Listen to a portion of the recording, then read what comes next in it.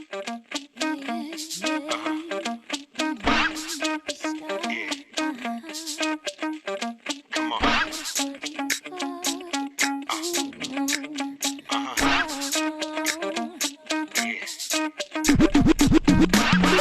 always talk about all the things they're wrong about. Write it on a piece of paper. Got a feeling I'll see you later.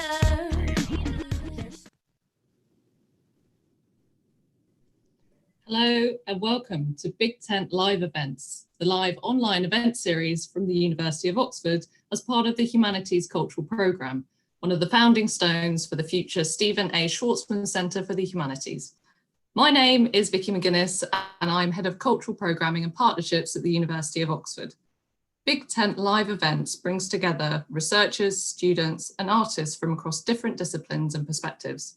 In this series, we will explore together some of humanity's important subjects and ask questions on areas such as environment, medical humanities, AI and technology, history of disease, as well as celebrating storytelling, music, performance, and what it means to be human.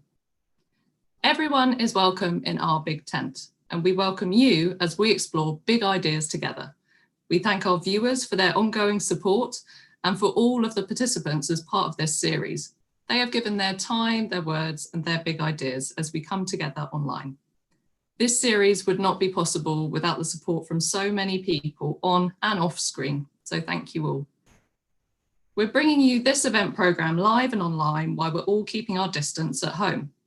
We hope that you're all safe and well during this difficult time, and we look forward to seeing you again soon in person at our future events as part of the Humanities Cultural Programme. For our audience today, if you'd like to put forward any questions to our speakers during the event, please write them down in the comments on YouTube. We encourage you to submit these early so that we've got enough time to answer as many as we can in the audience Q&A section at the end of the event. I know that we've got some questions already from the Young Women's Music Project, so thank you very much for sending those in advance. So get your questions in now. Now on to our speakers. In conversation with Jamelia today, we have two brilliant researchers. It is an honour to host and welcome Dr. Ivor Novellos and Dr. Priya Atwal. Dr. Ivor Novellos is a Leverhulme Early Career Research Fellow in the Music Faculty at the University of Oxford. Yvonne is a music historian and also has worked at Naxos Records and Universal Music Hong Kong. In addition to being a member of the Torch Management Committee, Yvonne has also co-founded the Colonial Ports and Global Histories Network. Dr. Priya Atwal is a historian and a teaching fellow in modern South Asian history at King's College London. Priya has a lot of experience working in the areas of public engagement, museums, heritage, and university outreach, as well as her research on Queen Victoria, and most recently appearing as part of the BBC4 documentary, The Stolen Maharaja. Hello, Yvonne and Priya. Hi. Hello, everybody. Thanks for joining us today. This is great. Thank you so much. Thanks for having us. Thank you. No problem. Well, I think it would be great now if we bring on our next special guest. As singer-songwriter, Jamelia has topped the charts in the UK, Australia, Thailand and Italy, and toured the world with Usher, Destiny's Child and Justin Timberlake, to name just a few. She's received awards from the Mobos, Q Awards, Ivor Novellos and a Mercury Music Prize. Jamelia uses her expansive career and life experience to empower, inspire and ignite those around her. She has authored an array of documentaries, including two for the BBC, Shame About Single Mums and Whose Hair Is It Anyway, which she says was life-changing for her. Jamelia is a loving wife and describes her most important role as being mummy to her three gorgeous daughters and adorable son. She sees her children as her greatest success. I am thrilled and delighted to welcome multi-award-winning artist, presenter and advocate for women and girls, Jamelia. Hello, Jamelia. Hi guys. Hi, Jamelia. Hello, Jamelia. Brilliant to have you all here today. I'm really excited to hear what we're going to talk about. And what I should say as well, of course, is that Jamelia was meant to join us in Oxford to perform as part of the actual real life Big Tent. We had an amazing programme there. So I hope that we can welcome you in the future when the world allows us to come together again. Me too. Good. We all heard it. There we go. It's live online.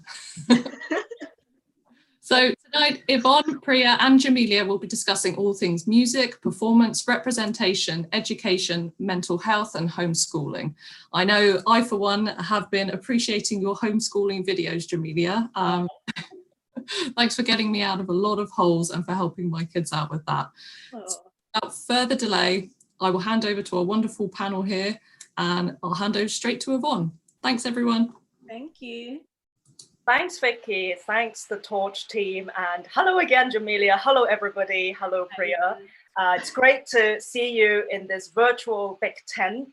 And perhaps I'll get the ball rolling and get the marquee connected, so to speak, lockdown notwithstanding.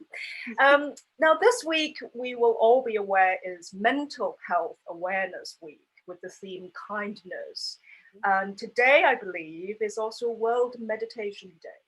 Now, taking a moment to reflect on your work, your career, Jamelia, as a singer, as a songwriter, what to you has been most interesting about the ability of the human musical voice to promote kindness, to promote wellness across families and communities?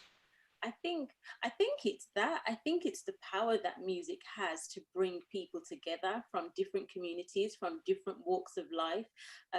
I grew up, in very different circumstances to the ones in which my children now enjoy. And, I never forget being on stage once.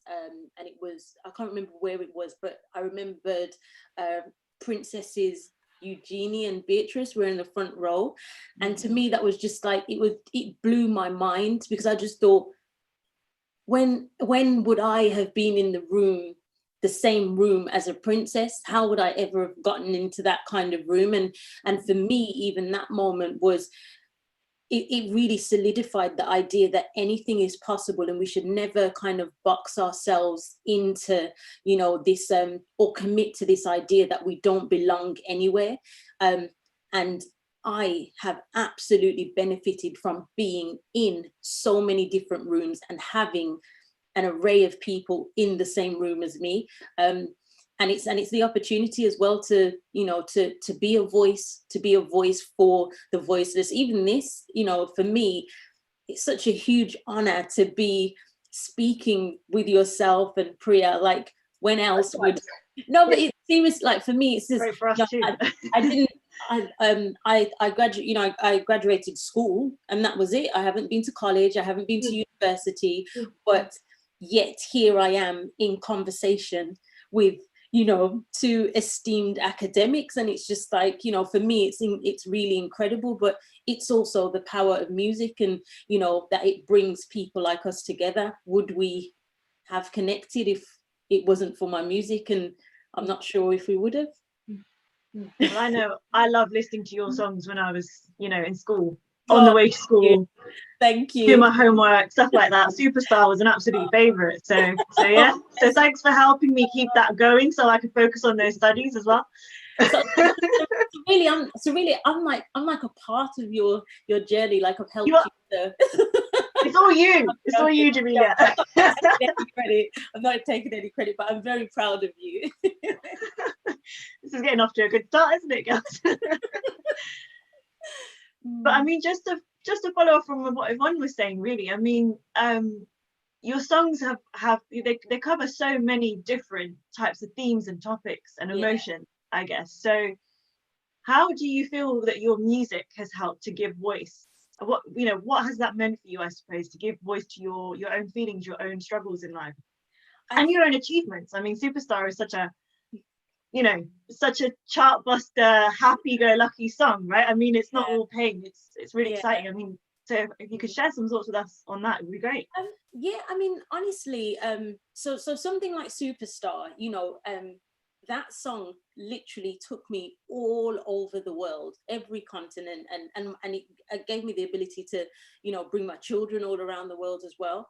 And as you said, it's happiness. It's promoting just a really happy feeling. Anyone who speaks about Superstar to me is like, oh, I remember that song, the best times. And I just think, like, personally, I probably wasn't having the best time of my life, but to know that I've provided or contributed to somebody having those types of feelings and moments is really special to me. And I think, again, it helped me to understand the power of music. And I think that's when I kind of became a little bit more conscious of my voice and conscious of what my voice was capable of doing. And I think that's what kind of led me to write something like Thank You, because as you know, I think maybe I'm a bit of an activist at heart, and it was just kind of like, well, if all these millions of people can listen to me when I'm singing about dancing on the dance floor, then maybe they'll, it sounds so bizarre, laying it out, but maybe they'll listen if I speak about something that we're not speaking about. And and they did. And for me, that is really powerful. And it's why I always tell my children, be very careful about every single word you say, be very conscious of the power of your voice. Yeah. Well, I think, what you just said in Priya's wonderful question. Have you found singing, for instance, to be particularly compelling, powerful, expressive when you teach your children at home? What is it about the human voice, for example, that can do magic with people's creativity, right? And could you share a bit with us about that, the voice, creativity? Yeah, I think when it comes to using the voice, I think singing is so important for all of us. It does not matter whether or not you've got a chart-topping voice. For me, it's a form of expression. No, seriously, I just feel like even if you sing in the shower, to me, it's like a form of meditation. I always feel better when I sing, and I've always encouraged my children. My 2-year-old, she sings at the top of her voice, and I encourage it. And no one is allowed to say, "Oh, that doesn't sound good" or whatever, because it's not about that. It's more about the action, and it's more about I really feel that you get kind of like a release, like you feel endorphins and a dopamine injection. I think when you sing, and I remember doing a campaign. I think it was actually for the government, and it was saying just that, sing. It doesn't matter what your voice sounds like. Sing, because it is actually therapeutic. We might even consider singing, clapping and singing to our care workers this evening, right? Because I see people tapping their steel, and that's a form, interestingly, of music making to an extent. So true. I find myself wondering what would happen if one starts singing. Just letting people sing. And even, as you said, like even that experience, going out on a Thursday and hearing everyone singing and, not singing, but clapping and making noise, you feel emotional. You have an emotional reaction to what you're hearing, and and I think, but you can also provide that for yourself. You can also, if you need that release, if meditation doesn't work, then maybe singing might. So try it, guys. I'll try it. I just don't know if anyone would really want to hear it, but for me, I get it. I totally get it. I've heard it, Priya. It sounds great. Don't, Yvonne, don't do this to me. But I mean, to sidetrack away from that quickly, but also because I genuinely wanted to ask you, obviously singing and music has been a big part of your life, and as you said, like you launched your career quite young, didn't you? Yes, I was 15. 15. So how did you get started with singing in the first place? I mean, what triggered it off? Was it like your 2-year-old, or was it I literally at school, or before the age of 15, my name was Jamelia, will you shut up? That was my name. Because I sang all day long. And it wasn't, and I wasn't telling anyone I wanted to be a singer. I think growing up where I grew up, I didn't expect that I could ever be a singer. It was, it was something that someone else did, but I just loved to sing, and found true enjoyment in it. And my dad actually bought me a karaoke machine when I was 12.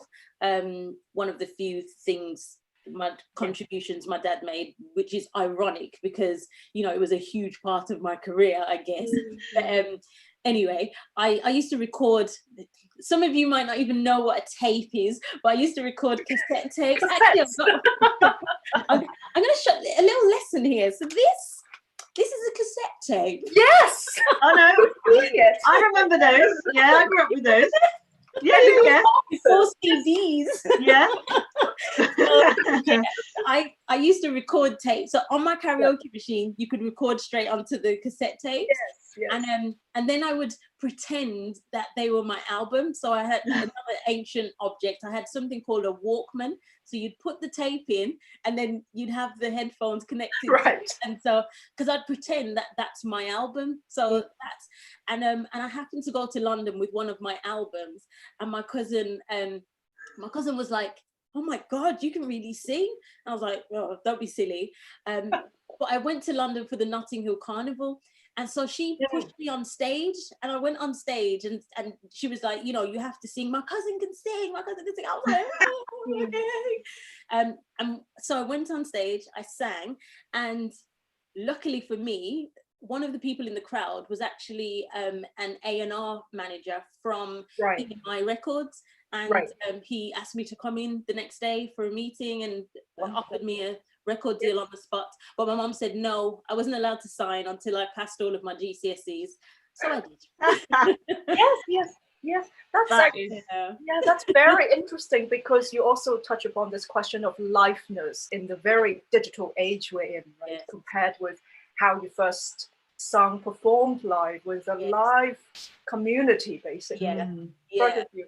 What, in your view, what sort of opportunities or challenges are there for young artists out there now who may not necessarily be contracted by a record label, right? Who want to do great things with their music, with their music making. Yeah. I feel like artists nowadays, although you have possibly oversaturation, I believe that there are many more chances and opportunities to be seen or to be heard. The whole idea of going viral is so much more possible now for anyone, whereas someone who lived in inner city Birmingham, it was kind of like, I had to know my cousin who would just so happen to put me on the stage. It was very kind of serendipitous. But I believe that, if I was going to advise someone who wanted to get into or get out there, I would literally say, pick up your phone and start singing. Literally pick up your phone, post it on an Instagram account, post it on YouTube. I just believe that you can more authentically start a career. When I first started, everything was kind of, although I was a solo artist, everything was kind of manufactured. And it was, so that you're going to be this person, and we're going to mold you into this person, and you're going to talk like this, and you're going to look like this. Everything around me was manufactured, which obviously worked fantastically for me at that time. But I feel like now you get to have, I really believe in using what you have, and everyone's got a phone, so please use it. And if that's, it's more possible, I think, anyway. I think it's more likely that you could get yourself heard. Sure. That's great. And I mean, we're obviously making use of that kind of space right now with YouTube and Zoom and all the rest, just to do this event, right? Which is it's amazing that we can do it, considering the weird time that we're in right now. Yes. But I mean, I also just wanted to pick up on some of the things that you mentioned, that at the start of your career, you felt things had to be quite manufactured, and even down to your appearance. And I mean, I've watched a couple of your videos about your hair and what you've been, your journey with your hair. Yes. And obviously your activism and that kind of thing.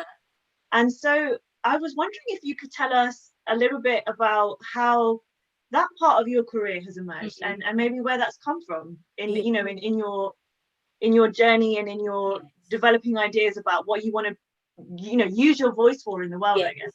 Yes, I think so I think the manufacturing of me as an artist has a huge part to play in who I've kind of become now, as a public figure, because when you're manufactured to the point that you don't recognize yourself, it's got to break. Like, there has to be a breaking point, because you can't keep it up. And for me, it was having my first daughter. She, she wanted to be me. Everything I did, she wanted to look like me. And I mean, my hair, she was like, I want to have my hair like yours. And I was like, what's wrong with your hair? But your hair is beautiful. And, and I literally was just like, right, I had bone straight hair, and that was part of the manufacturing. But what I also understood about that was that I was selling the idea of changing yourself to other people's daughters as well. And I just wasn't comfortable with it. I wasn't comfortable with, existing as something that, I couldn't feel, I just didn't feel right about. Especially as a parent, I was just like, no, I can't do that. And so, I made a conscious effort to slow down the music and to use my voice in a different way, which is why I went into TV. Love doing stuff like the authored documentaries. And then obviously we've got social media, and then social media is like, I don't even need to do a whole documentary. I can just do a post. I can just shout about it. I can just write a blog. And I think I'm very happy. I'm very happy with who I am today, and how I use my voice. I'm very conscious about it. There's a clip on YouTube actually about me slating. I'm slating another artist, and I was about this was before I think I had my daughter, and people still post it up and they're like, oh my God, this is amazing. And I'm so full of embarrassment about it. And I think it's because for me, it's just like, I am so not that person. And I'm so no longer that person. And at the time, I was acting in a way that I thought, okay, so this is going to get me more famous. And it was this is what, and it did.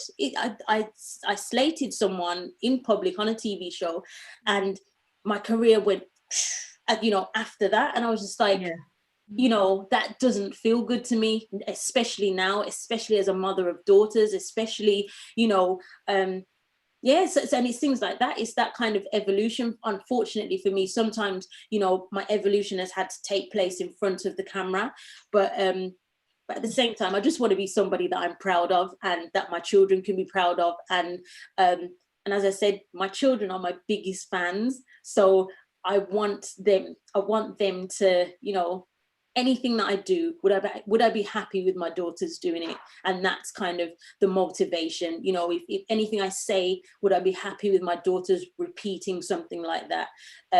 And so, as I said, I'm very conscious, and it's not just my daughters, it's everyone's daughters and everyone's sons as well. I just, it's very, very important to me to not just be a good person, to, be true to who I am, because even that person who, was horrible on the TV, that isn't me. It isn't me, but I was playing a role. And I just kind of think authenticity is actually okay. Your own hair is okay. How you look is actually okay. And that's what I'd like to be a part of promoting, rather than, manufacturing ideals. That makes absolute sense to me, and I'm glad that we're having a more open conversation about these things. I mean, absolutely. Personally, I come from a Sikh family, and so for Sikhs, hair is a big deal. Yes. I mean, but in our faith, if you're a fully practicing Sikh, you're not supposed to cut your hair, you're not supposed to thread your eyebrows or shave your legs or anything, and for guys, they're supposed to grow a full beard and things. And I mean, we just had in the news last week, there was a Sikh doctor in Canada who felt compelled to shave off his beard and cut his hair in order to fit the PPE equipment. But, for Sikhs, the hair it's a form of strength. It's a form of identity. It's a revolutionary thing. Absolutely. And I think what you said there, it has, I mean, I understand, I didn't see the video that and the comments that you made before, but it just shows that, okay, people make mistakes, right? But as long as you learn lessons from them, and you're, you're a more supportive person going forward. And that's, what can anyone do, right? We all do stuff like that. That's bad, I guess. And obviously you were unfortunately caught on camera. Absolutely. But we're living in a very challenging age right now, right? And it seems like the politics of hate gets through so much faster than than the struggles that we're trying to talk about here. But Absolutely. I think absolutely, especially for a younger generation, we can only hope that the path will get easier and easier. But it's about accepting everything about yourself, isn't it? And your identity, and making space for that. Yeah, absolutely. And I think, and this is, again, these are the things that, you know, I teach my children. You can choose to be who you are, and it can be wildly different from how somebody else chooses to live and exist and present themselves. But it doesn't mean that there's no common ground. It doesn't mean that they have to be ostracized. They're just another person. And for me, it's about that. You know, I don't even like the word tolerance, because I think that, you know, it seems that that makes it seem as if it's something uncomfortable that you have to tolerate. For me, it's just, why can't we just all exist? Why can't we all exist, but in our entirety and authentically? You know, my hair shouldn't be a you know, an issue. You know, it shouldn't be something that stops me from receiving education or care, or, you know, which is why I will talk about it. But I talk about it because I don't want this to continue for my children. I want my children to live in a totally different world where they don't actually have to have these conversations. And interestingly, perhaps the lockdown has had one positive effect. I've been reading today how women have been reflecting not just about their image, but about their bodies.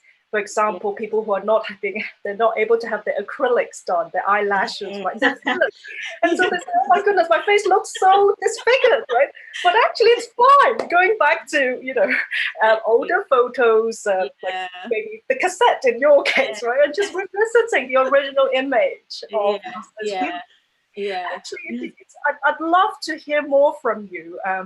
As an advocate, you mentioned activism earlier, and I was just wondering if you could share a bit with us today here in this big tent about younger, not just artists, but younger women more generally, right?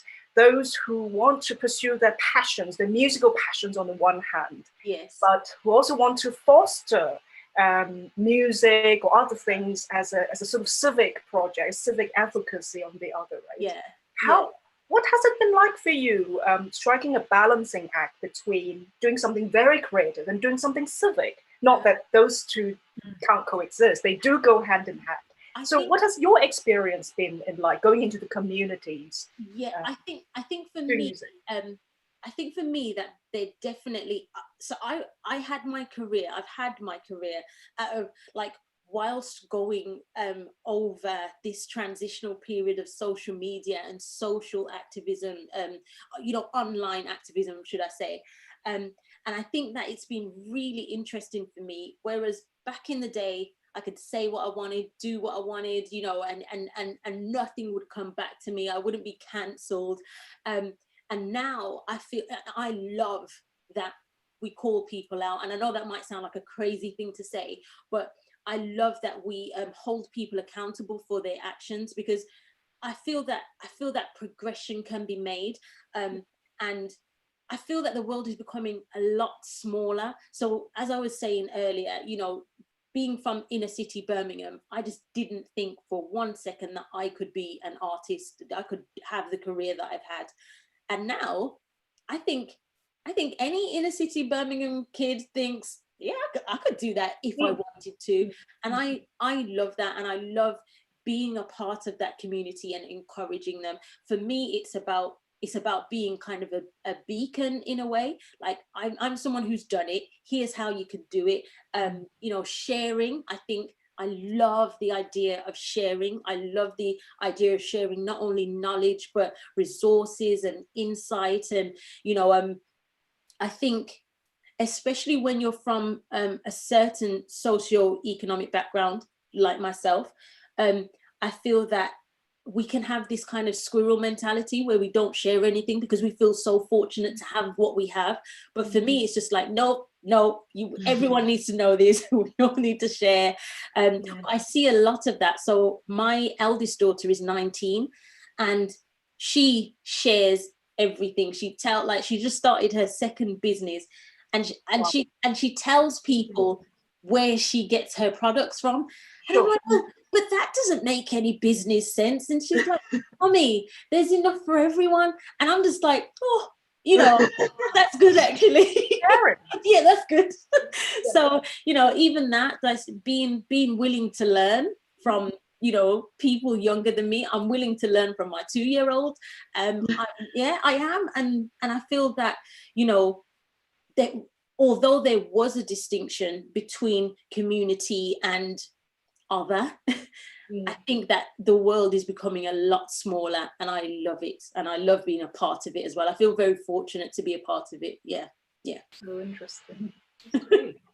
I mean, I hope we've still got time for this, but I was just, there was one more big question I really wanted to ask you. And I mean, you're absolutely right about wanting to reach that inner city Birmingham kid who's like, you know, thinking, oh no, I can't do it, but they absolutely can, right? And I mean, education is a big part of that as well, isn't it? Absolutely. And Oxford's been working, you know, long and hard to try and get kids from that kind of background, or all across the country, around the world, to consider going to university and doing that same kind of thing, right? So whatever track of life you're on, whatever it is that you want to achieve, whether it be in music or as a scientist or an academic like us, I don't know, right?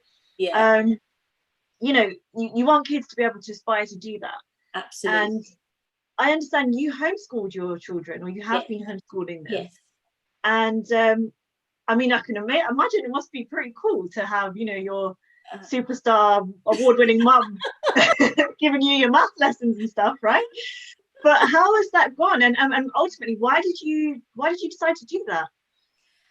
Honestly, again, so I feel that particularly the school, so my daughters have been to school, and the school that they went to, as they got older, I felt that the people who were teaching them were quite archaic in their ideas when it came to young Black girls. Right. And that was really heartbreaking for me, because growing up, I'd always been told going to a private school was the best thing you could possibly do for your child. And so I was sending my children to private school. But what I realized was that we haven't progressed far in the education system, hadn't progressed far enough to not accept, but to that it's like they weren't used to my type of children as well. They're very confident, they're very expressive, they're very I don't know, a lot like me. You know, I wouldn't want to teach me, but I just kind not of a bad thing at all. I felt that they just needed more, and I feel that sometimes the education system can feel very rigid. My eldest daughter was not very academic at all. My middle daughter, she's 14. She is academic, but again, the way that she learns, I just felt that the school couldn't possibly provide that. And also, I didn't blame them for that, because I also feel as well, you can't possibly tailor make education to fit each individual child. And so I just felt the best thing for my children was to take them out and do it myself. Don't get me wrong, it is not easy. It's not a walk in the park. Some days I give up. Some days I throw the papers in the air and I'm like, oh, forget it. I think a lot of people will relate to that in lockdown right now. Yes, lockdown is related. Okay, but at the same time, I do think for my children, it's the absolute best decision I've made. My 19-year-old, so again, she wanted to go to university. And then she decided at the very last minute she didn't want to go, and inside I was like, what? Because I thought she was going to go. But it's the importance of finding her own voice, right? And living to that voice. Yeah. And I think going back to how we started, without planning it actually, it's the power of the voice, isn't it? In a variety of ways, not just musically, but also in life. Absolutely. She's found her voice in her business. Yeah, well, yes, exactly. And she's, you know, she's done something great with it. I wasn't going to have her lounging around the house. But what I will say is that having my children, one of the best things that I've realized is that, okay, just stick with me here, because it's going to sound really weird, but I'm just a gardener. So imagine a gardener just has to provide the right environment, the right nutrients, the right amount of water, so that their plants can grow into whatever it is they're meant to grow into. And that's how I look at my parenting. I just give them the right environment, the right things that they need to grow, but not dictate who it is they should become. My mom never did that with me. My mom never said, you have to be a lawyer, or you have to be this. She was just like, who do you want to be? And I think that that's something really beneficial that I've been able to pass on to my children. And although, I think it's because my daughter, she went to college, and she passed everything with flying colors, school, everything with flying colors, despite not being an academic. So when she said she didn't want to go to university, I was like, what? But you'll be great in university. And she was just like, Mommy, no. She said I'd like to start my life now, which I don't really know what that means yet, but she's okay. She doesn't accept pocket money from me anymore. She drives, she's doing really well, and I just think, and she's very happy, and to me that's the most important thing. So yeah, and it's that I want them to have that confidence and develop that confidence. And I feel that homeschooling has really contributed to them, again, living authentically. No, it's absolutely true. And I think we're probably going to have to wrap up quite soon and pass over to audience questions. But I guess, things like, this is the thing, Oxford University and institutions like that. Yeah. They've been here for hundreds of years. Even with the financial crisis that's potentially facing them right now, they're not going to be completely gone. So obviously, if she changed her mind and she wanted to go later, yes, why not? But yeah, no, I think that's been really fascinating to hear from you on this. And it does make me wonder if, obviously your kids have been amazing, and they've had the opportunity of you really giving that attention. But could the education system be doing more for kids that their parents aren't as able to deliver for them, right? And that's something for people to think about, I guess. Sorry to cut you. I think that's my thing. I'm not against schools at all.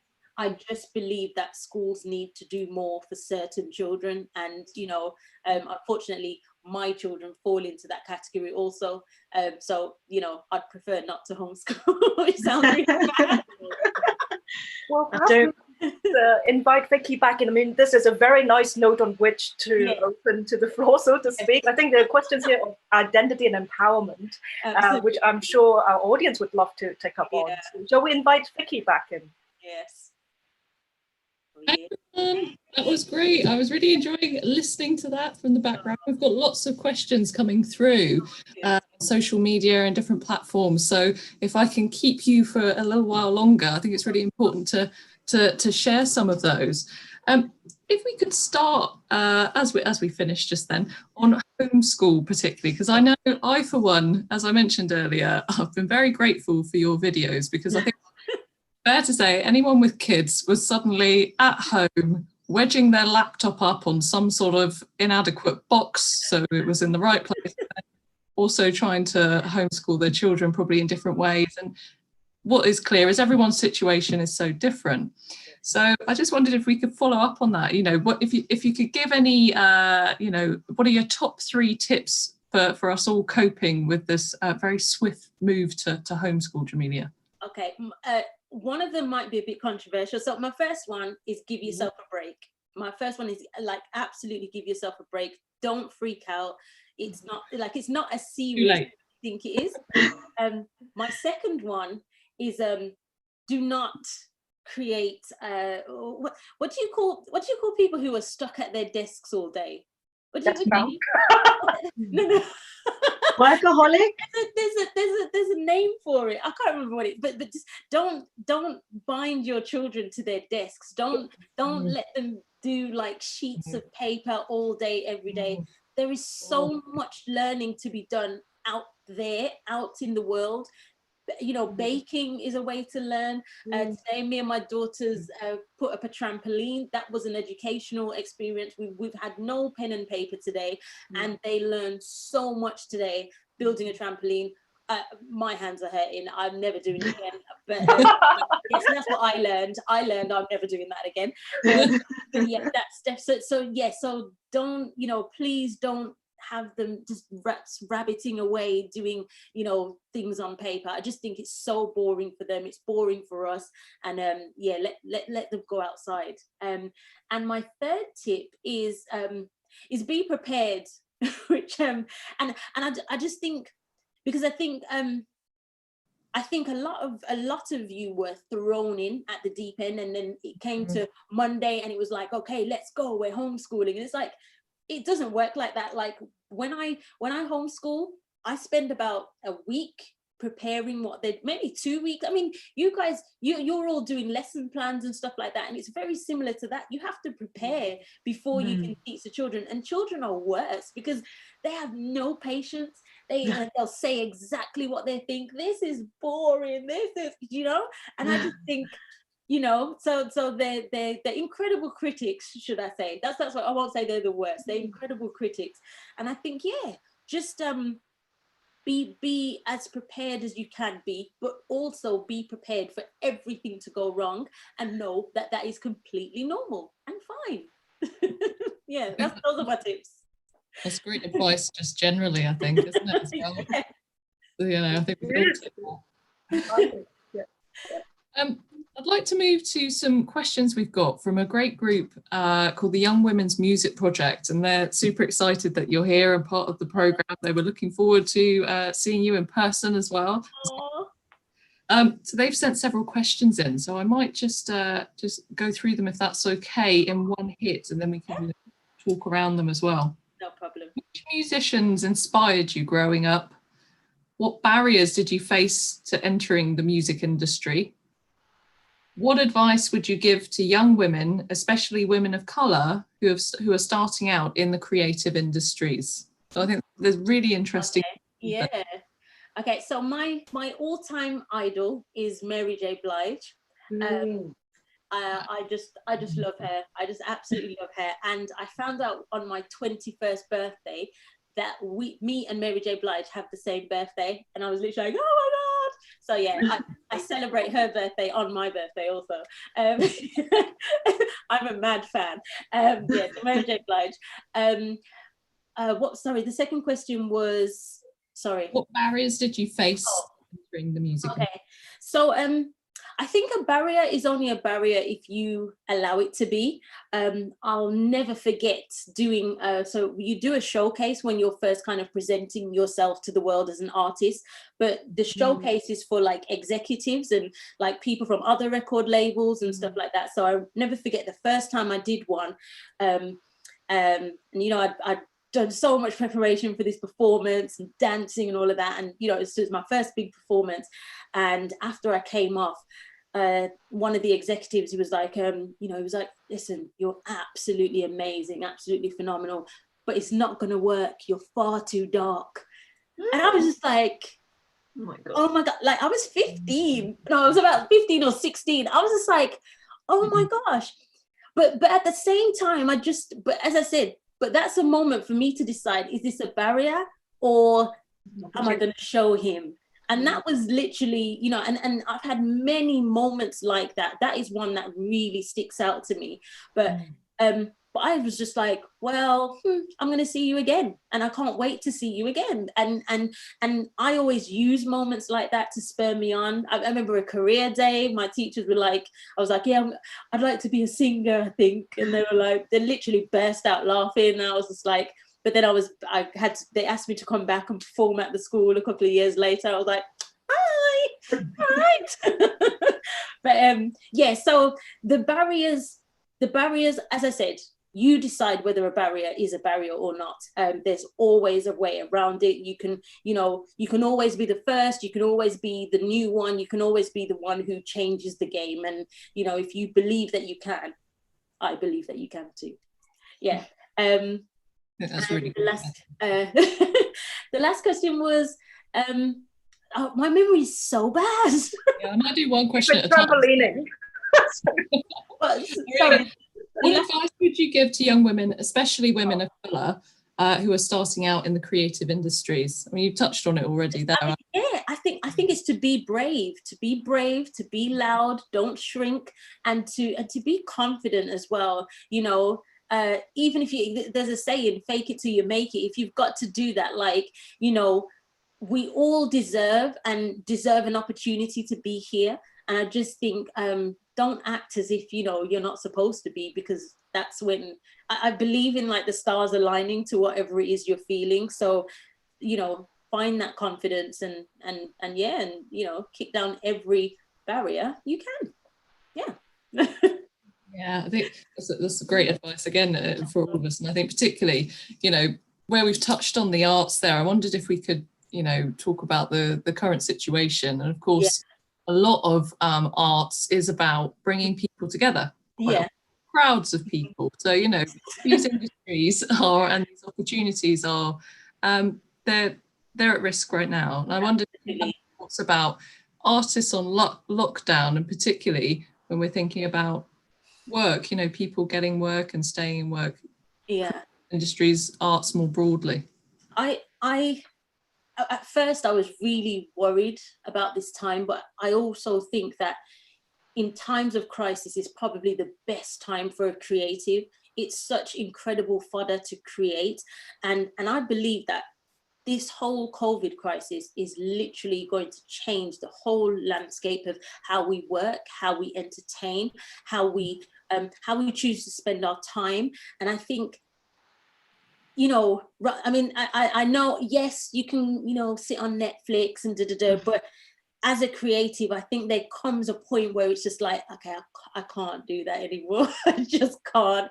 And I just think, don't stop creating. You know, how can you do it differently? There are people on TikTok who make, you know, who make so much money. I watch artist videos all day, every day on YouTube, and I can't draw. So, you know, they're making hundreds from me. And I just think there's a way for all of us, and it's, you know, make a way out of no way. Again, if you act like you've been defeated, then the stars will align to support whatever it is you believe. But again, move forward with confidence and continue to create. Don't stop creating.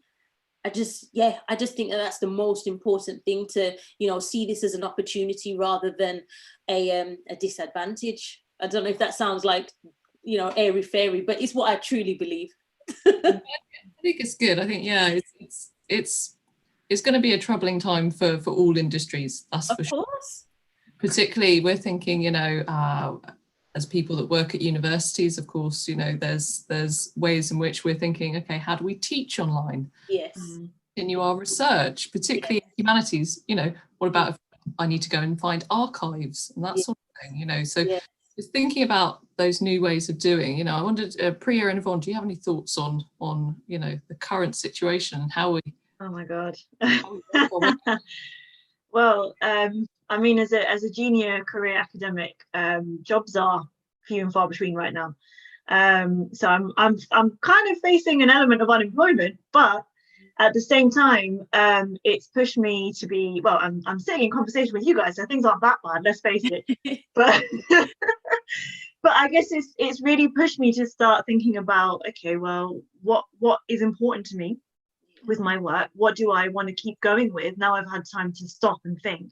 I think that's what's really pushed us all, isn't it? You know, when you're so busy running around and then now you can't go anywhere, so you really need to think about stuff. And it's really, the ideas that have bubbled up to the surface have been really interesting and exciting. And for me as a researcher, it's made me, I've had more time to figure out what I want to do as my next research projects and how I'd want to make them community focused than I had a month before, you know. And so you're absolutely right, Jamelia. I was really relating to what you were saying about don't stop creating, because I think it's part of you, it just keeps you going as well, right? If you sit there and sulk, then it's, you know, you feel defeated. But I realize even if I just spend about 5 minutes on something a day, then it will grow from there. And if I can't do more than that, then that's fine. But hopefully, you know, you can lay the seeds for later. I mean, a lot of us, we may potentially have to pivot and do something different for a little while that's not the dream job or whatever, but you can always come back, I guess.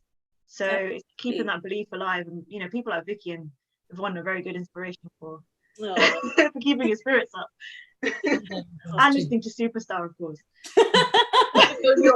We're all inspiration to each other, I'd like to think. Yes. Yeah, I also like to think of an industry as every industry as a creative industry, because I think it's no accident that someone or that question brought up the creative industries, but it's actually quite empowering, if I may say so, to think of our work as creative, whether you're a postal worker, a care worker, an academic, a singer. There's something I think innately human in being creative.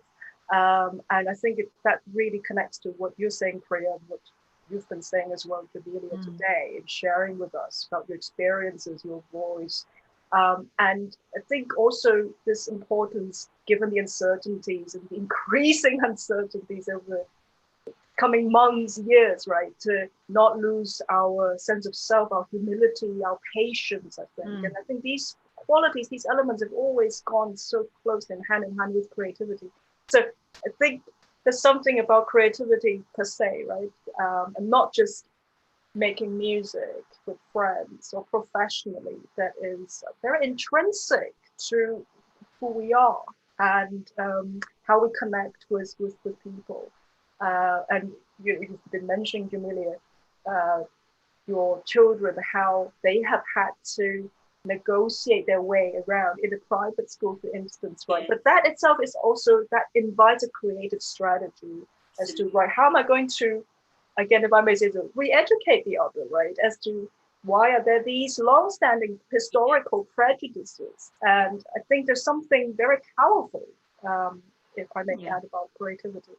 And so, Vicky, what you're saying about the sort of uncertainty that we find ourselves in now, I think it's really encouraged us to not only reflect about who we are, but also to think, how can we apply our creativities for the better good, on a small level, on a bigger level, whatever that is. Which I have to admit, I'm kind of quite greedy. I want to ask Jamelia on that note. Could you share a bit with us about your next project, your next album?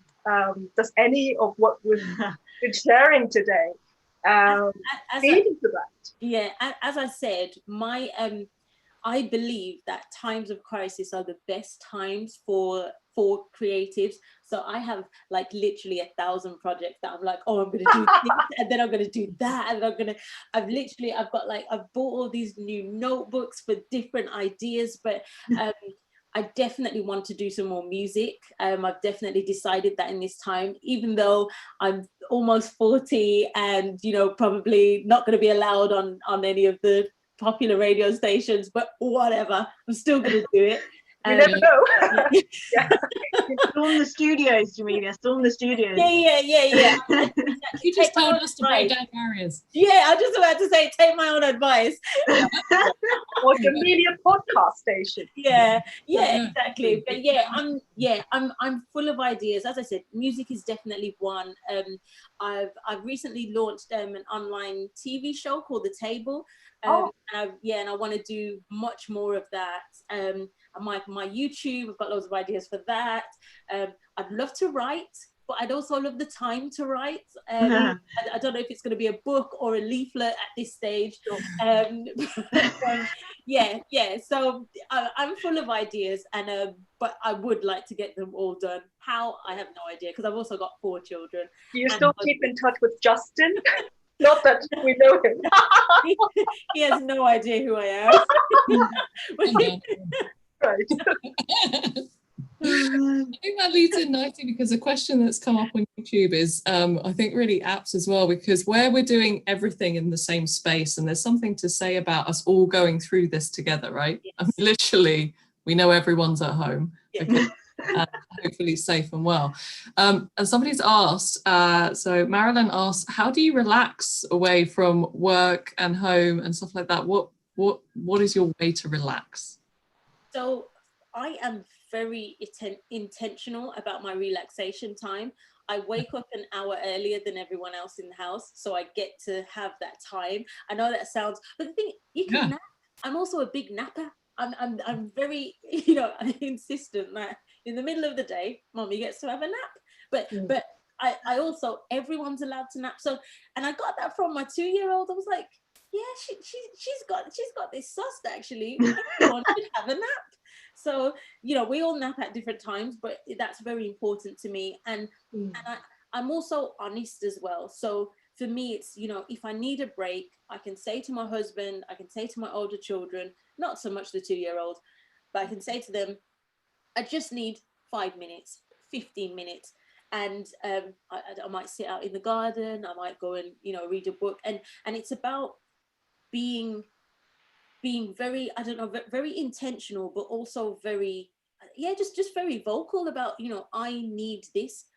You know, especially as a parent, we're always giving, especially as the mom, and, you know, no offense to dads, but moms, we give a lot.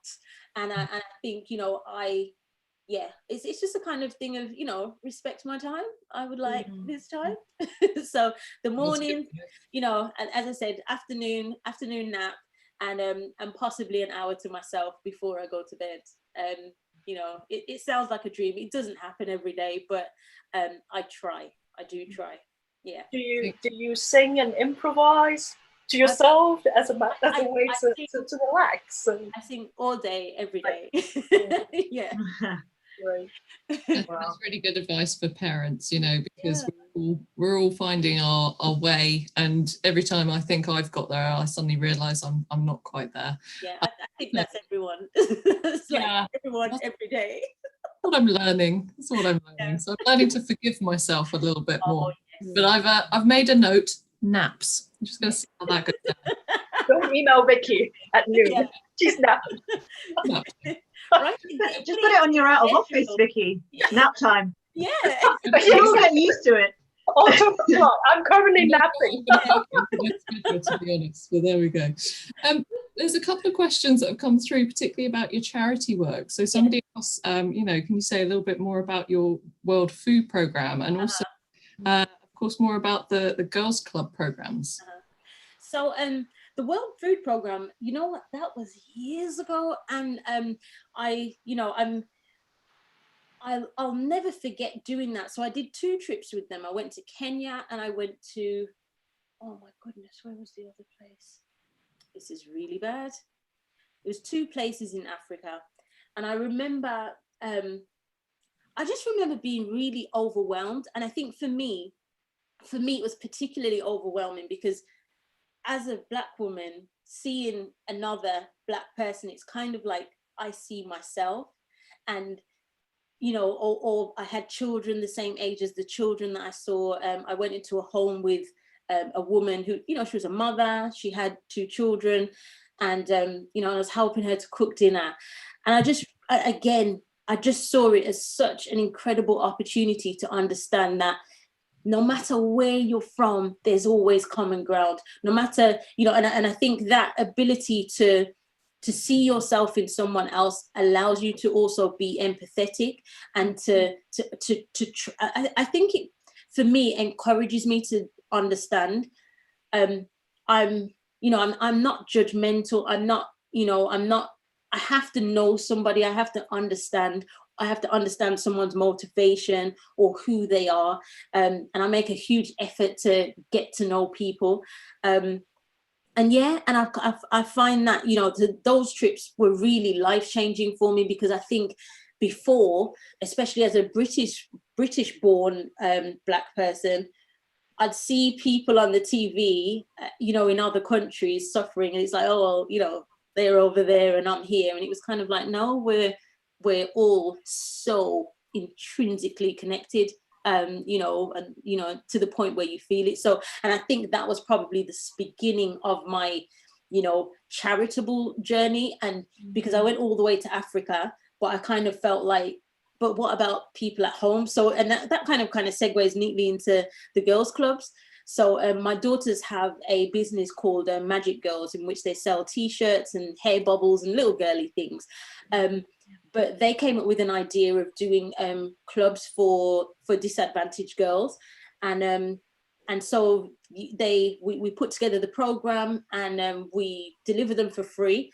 And we teach the girls how to cook, we teach them how to make stuff, we do arts and crafts, we have conversations, we even did a lesson on Photoshop. So I was delivering like all the lessons. We did obviously a whole club about hair, and it was just one of the most wonderful things. As I said, for me, everyone's daughter is my daughter.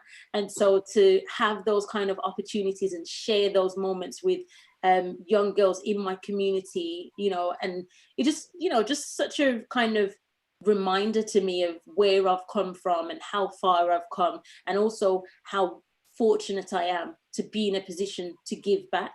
And I just love doing them. And I think that's probably the worst thing about lockdown, is not being able to do, you know, do the girls clubs. But as soon as we can, you know, we'll be up and running again.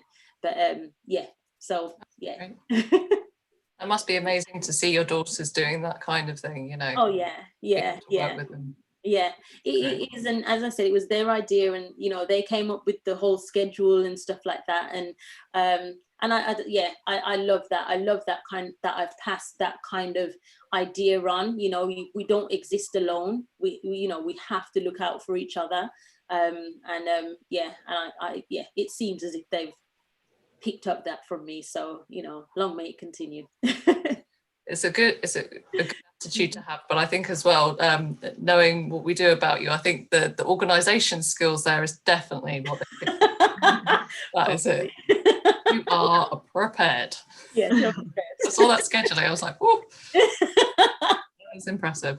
And I think that's really helpful for, you know, for all of us to hear that, you know, anyone's ideas can come together. And I think this connectedness is probably a really good point for us, I think, to wrap this conversation up. We've talked about a lot of things today, being connected. We've talked about music, a lot about music, about performance, which is our theme this week, but also about, you know, I think I'd like to go back to one of the earlier points you made, which is the right to make mistakes. And almost because of this digital age, everything's being recorded. Yes. The right to make good on those mistakes, you know, and I think that's important.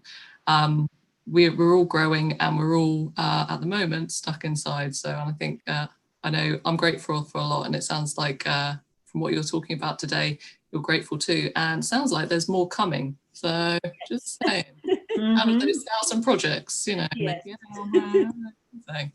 But it'd be great to be able to hear more from you in person and perhaps connect again in the future. Yes, So I love that. That would be great. Thank you. So all that is left for me to do is to say thank you very much to all three of you for giving us your time and your brilliant thoughts and ideas online today live. So thank you, everyone. Thank you, Priya, and thank you, Jamelia. Thank you. Thank you all. Thank you. So what is left for me to say is that, of course, this is part of the series Big Tent Live Events, and we have another live event next week on Thursday, the 28th of May at 5 p.m. Join us, where Professor Wes Williams will be hosting two brilliant people talking about living with pandemics. Robin Gorner, AIDS activist and feminist, in conversation with Professor Erica Charters from the History Faculty at the University of Oxford. We hope that you'll be able to join us again then. As ever, you know, join us on our live on our YouTube channel, and if you can share any questions ahead of time, always great to hear from you all. Thank you again. Thanks to our viewers, and thanks to our speakers.